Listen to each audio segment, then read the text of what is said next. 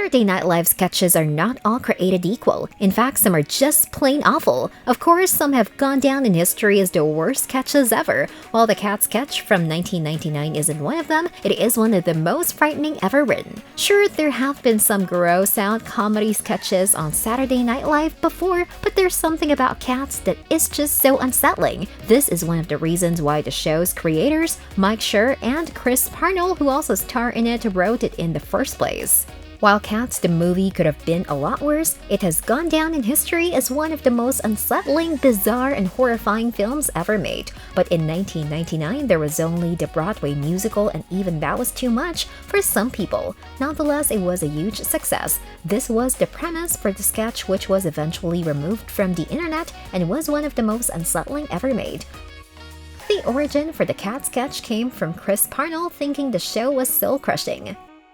Given that the NBC sketch show was mocking them, the fact that Daryl Hammond, Anna Gasteyer, and Andrew Lloyd Webber of Cats fame took part in the SNL segment is rather astounding. Not to add that SNL was permitted to film in the Winter Garden Theater with several of the original cast members. Chris Parnell developed the notion after seeing that Cats had just completed their 11,000th performance. Chris immediately reflected on how soul-crushing the entire experience had appeared to him. Dressing up as cats and parading around on stage seemed inconvenient. I tried to think what it might be like for someone who has been a regular on the show for a long time. I'm sure any actor would be pleased to have a job in a Broadway production, but I thought after all these years, a comedic take may be that it was really tiring them out, that it was really wearing on them to keep doing it. Vulture conducted a hilarious oral interview with Chris Parnell. We had a pitch meeting in Lorne Michaels' office, and I'm not sure how I put it out there, but it was something that everyone got and felt was amusing, which is why Mike Schur agreed to work on it with me. If I had to compose it all by myself, I doubt it would have ever aired. Mike already knew what he was doing, so he jumped at the chance. Cats are a source of embarrassment for me. The way they talk about and pretend to be attractive is really embarrassing in and of itself, according to Mike Schur, who went on to write for The Office and co-create Parks and Recreation. What is it about that the people find appealing? What exactly are you doing? Why have we as a country decided that this is the musical that should continue on Broadway for the next 20 years? I mean, good lord. According to Chris and Mike, the process of writing the sketch was actually fairly simple. While Mike had never seen the show, Chris was well versed in it, but it was almost as though it didn't matter. It was simple to elaborate on the idea of a cast getting tired of dressing up as cats, but it wasn't until they were filming the sketch that they realized how bad it was.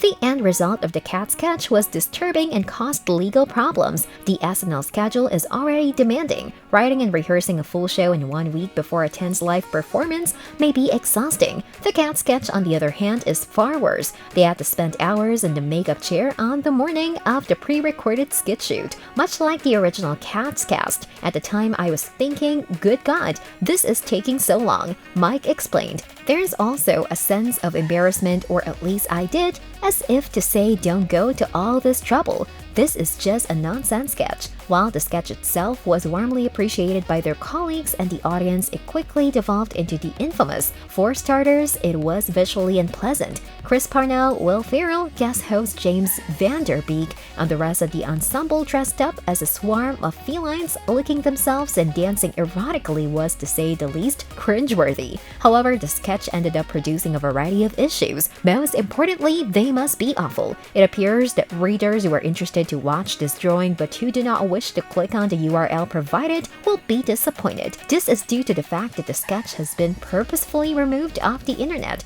due to the fact that it contained a copyrighted song memory, which SNL did not have the rights to rerun on television or the internet. They were unable to air the show. As a result, not even the most dedicated SNL fans have been able to find it down. However, given how scary the sketch actually is, it's possible that this is a positive development.